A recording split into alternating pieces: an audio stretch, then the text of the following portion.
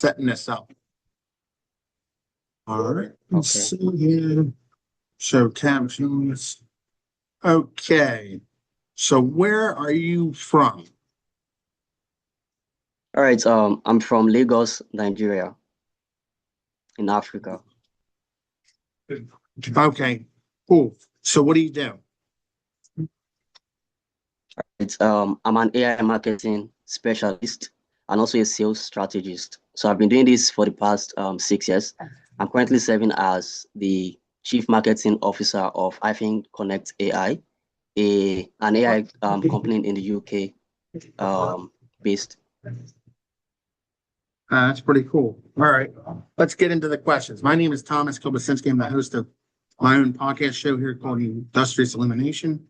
And we've had over 540 some episodes where entrepreneurs get to share their brilliant careers, accomplishments, and get to view the world as in a whole as what we are today, growing with technology and different people, chief marketing officers, CEOs, lawyers, doctors, all over Nigeria, US, all 7 continents.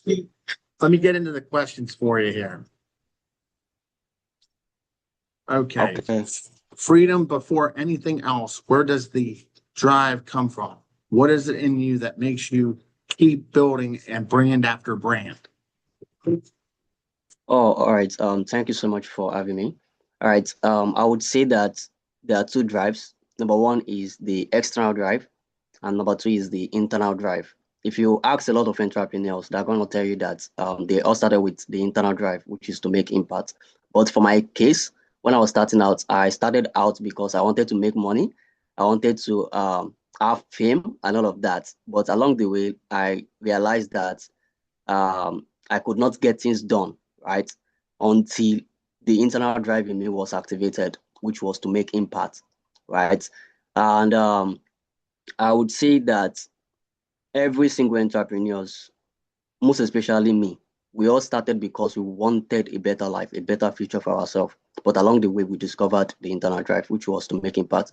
So me working for brands after brands was basically because those brands aligned with what I was trying to do.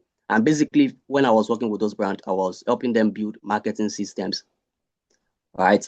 I was helping them build their sales funnel processes, handling their marketing campaigns, and all of that. I saw a specific need in that particular organization, those specific organizations, and then I was able to help them solve it, right? That has been my major aim for doing things. But before then, I was simply having to do things on my own, having to sell products on my own, right? My own personal businesses, right? Before I realized that I can do more. I want more for myself. I want to put smile in the face of people. So that was what propelled me to build brands after brand. That is my ultimate drive, making impact, making impact. As simple as that. Thank you.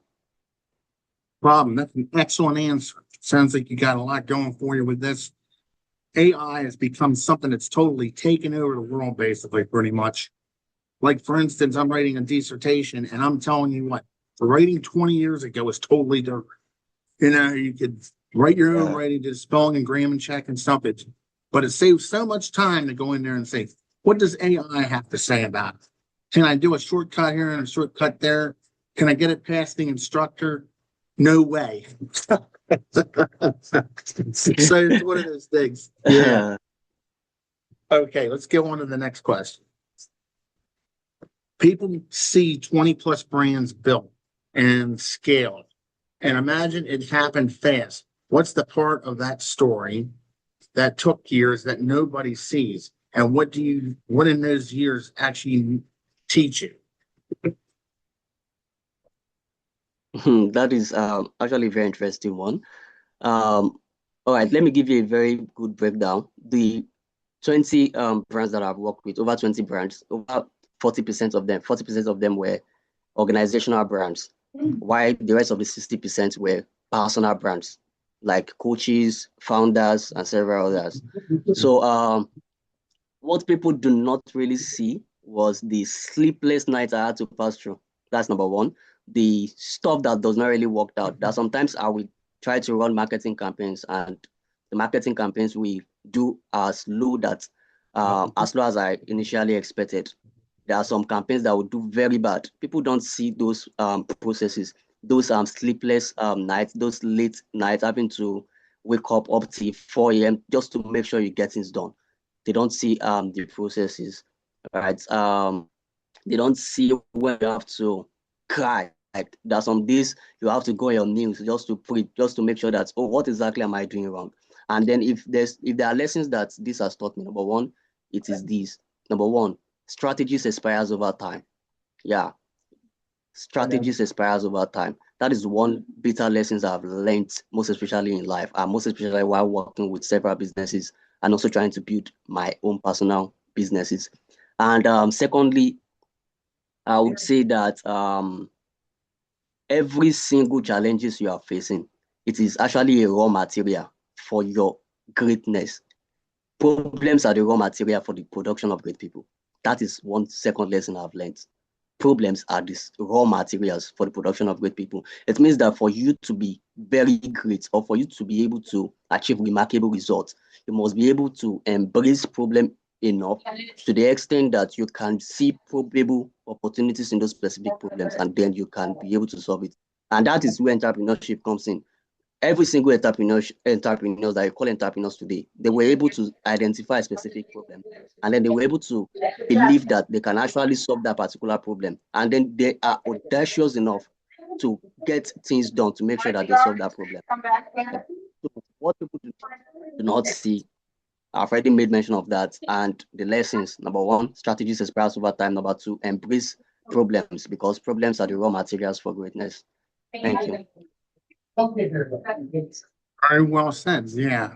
Sorry for a little bit of the noise back. I'm in a very noisy place here, and some people's Okay. voice is actually touching into the video, so I'm sorry about that. Anyways, what Fine. is it? How much, if someone wants to excel what your job requires, how much can you make? What are the requirements? Do you do it self-employment, or do you just do through contract? All right. Number one, I work based on contract. That is the first part, and I also accept full-time roles. Right. There's a particular organization I'm currently working with, that is Connect, which is a full-time role, and it is also based on a contract basis.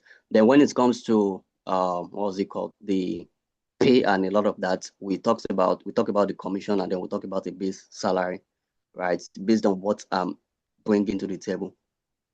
So I work both as a freelancer, as a contractor, and also as a full-time employee. But if I'm coming into any organization, I treat it as a business owner. I treat it as an entrepreneur, because I don't want to be called an employee in any organization. I had to put on the mindset of an entrepreneur in order for me to see that every single branch I work with scale. So is this a six-figure business that you can accomplish with this? Is it like six figures, 100,000 that you can do it with, or is it less, or is it more? All right. For businesses, depending on their product, if the product is over probably $1,000 in price, we can do at least 100 sales in less than 3 months, as long as we pull in the necessary resources together. We set up the whole systems in place. We can do that, 100 sales, and then we can now break it down into monthly sales, monthly revenue. We can do 30, 40, as long as we set up the necessary systems in place, marketing processes in place, and not just that, set up the necessary ad campaign in place, because I love to run media ads and I love to build community alongside whatever I'm doing. So in any organization, I make sure that they all have a community base that they can always sell repeatedly. Okay, all right. That's not how I was thinking that you're gonna answer, but everybody has a different, unique way of answering. So $1,000 is the price, you get like 30 or 40 clients, and then that makes your money, right? Basically, pretty much. That's pretty cool. Awesome. Well done. I mean, especially in Nigeria. Nigeria is a tough country where it's a tough place to live, I hear, out there. And, not as easy as in the United States, where we have a lot more free will. And, I mean, trust me, it's not easy to live here either. It gets more and more expensive every year. All right, let's get into the third question here. So many people are frozen by the fear of failing. You've clearly failed and kept going. How do you really see fear and failure? All right. I see fear as the information, right? I see fear as the information. All right. And the fear is actually real for every entrepreneurs who kickstart their journey. They are actually afraid to start, like in the first case. It's more or less like you are trying to climb a story building for the first time, and you are trying to pass through the stairs, right? Probably as a newborn kid who have not experienced that. By the time you want to do that, you'll be scared, right, of falling. All right. So I will always say this. If you are afraid to start something, it is an indication that that thing is worth doing. If you are afraid to start something, it is an indication that that stuff is worth doing, right? And see, I used to tell people to see fear as the information, but they should not allow that fear to cloud their judgment. They should not allow that fear to affect their decision-making process. For example, let's say I'm trying to shoot an arrow. If I'm trying to shoot an arrow in fear, I might make the wrong decision. I mean, someone. If I'm trying to shoot an arrow or trying to shoot a gun, I might harm someone. Why? Because I have allowed fear to cloud my judgment. All right. So if you want to kickstart your journey as an entrepreneur, the fear is real, yes, but do not allow it to affect your decision-making process. The fear will always be there. And it is an education that you are about to embark on something that is very great. Thank you. Seems like you're a very determined individual, not to let anybody stand in your way, tell you what it is. And I'm similarly like that too. So we definitely have things in common. We got people haters that hate and all that stuff. We have people that'll knock you down, say you can't do this, say you can't do that. And you know, that's the way you have to be in this lifestyle because it's very competitive. And you can be down big and you can score big. So that's how I look at it as myself. Well, so very well said. Let's do question number 4. Looking back at across everything you've built, what's a lesson one of these businesses taught you that only you could have learned by living it? Oh, that's actually very beautiful one. All right, I'm going to use my own personal business as an example. That was my own marketing agency, which was Lumenvox Media. I have the agency aspect and I have the academy aspect, a community of persons where I trained on AI skills, a lot of that. Right. So when I was trying to start up my own marketing agency, I started out by pitching to clients, right? Going for events, having to get to meet profitable who can actually afford my service. And I received a lot of no's while I was trying to start out, lots of no's. Right. Times where I want to and all of that, you will receive some kind of abusive words or something like that via sales calls, like and sending emails and all of that. There are lots of rejections, but I do not allow those rejections to define me. All right. I have learned that the label you put on your experiences, the label you put on your challenges, the label you put on your circumstances, you should not allow it to define you, because the moment you allow it to define you, it's going to become your reality in your lifetime, right? So those are the bigger lessons. Learn to accept rejections. Learn to see rejections as a stepping stone for greatness. Learn to see rejections as a raw material for what you intend to achieve in life, for the greatness you are meant to. So that is it for me. Okay. All right. Yep. Learn to accept rejections and move forward, because not everybody is going to accept your services or pricing. So you can always find a better customer out there. There's always different customers that have different opinions, especially the nitpicky ones. I hate those. You have to learn to work and fall within their guidelines. I own a tutoring, teaching, and author and podcast and tax business, and some people are real nitpicky about how they do business. And sometimes you have to be real nice about it, or say enough is enough, and shame them off and say you're going to have to find somebody else. Okay, here's our final question. Okay. For someone out there with a bold idea, scared to start, what's the one honest thing you would tell them that nobody else would?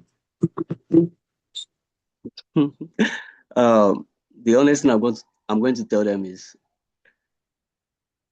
um I don't know how I'm gonna put it, because sometimes if you ask me this type of question, like if you are kind of someone who lives in my country, who asks me this kind of question, I will tell you not to start. I will tell you Wow. you should stay glued with your comfort zone. All right, but let me now move into the second aspect of it, like the opposite aspect of it. The fact is just that, all right, look at the kind of resources you have at hand. And currently we're in the AI era. That if you have a bold idea right now, with the aid of AI, you can get it done in less than an hour.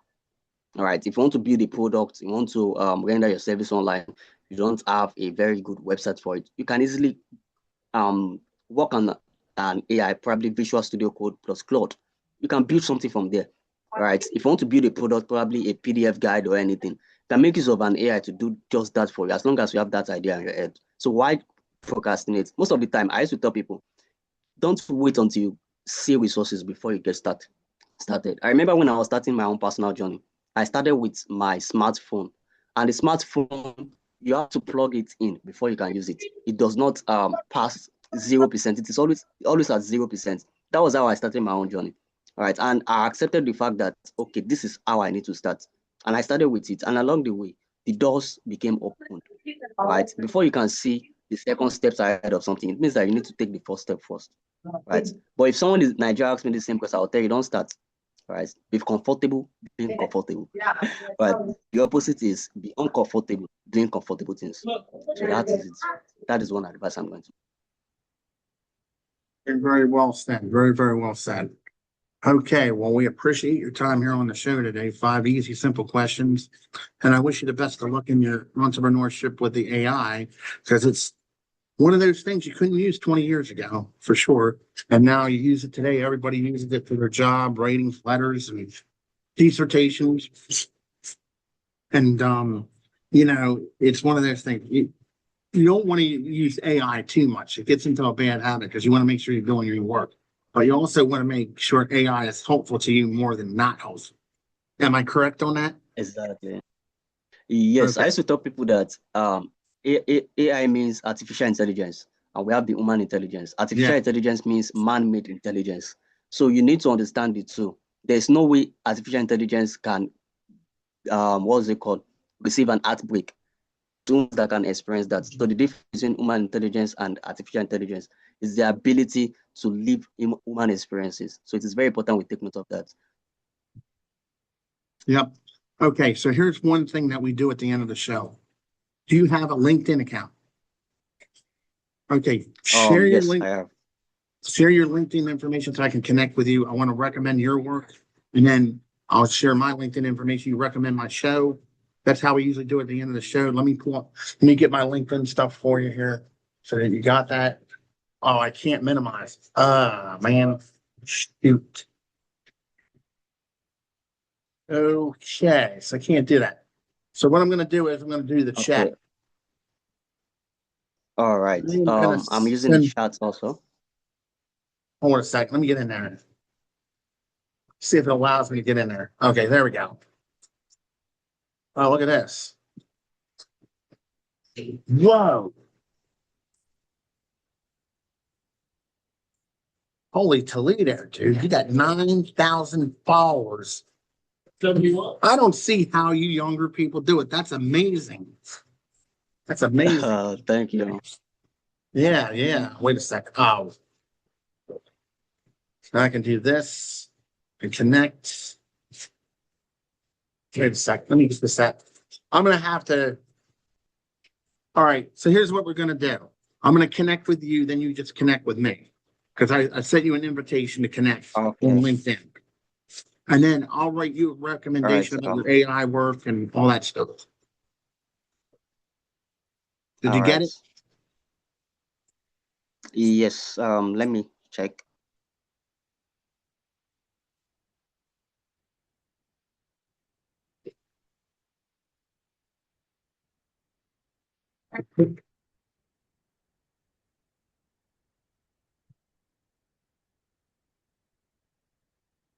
I don't think you did. Hold a second. Okay. Okay. I'm yet to receive it. Oh, wait, there it is. There it is. It was hiding behind the screen. It did not let me connect with it. No, I sent it. I just sent it over. Okay. Email invite, right? Yes. While I'm at it, let me see if I can pull up mine. Okay. There we go. Control.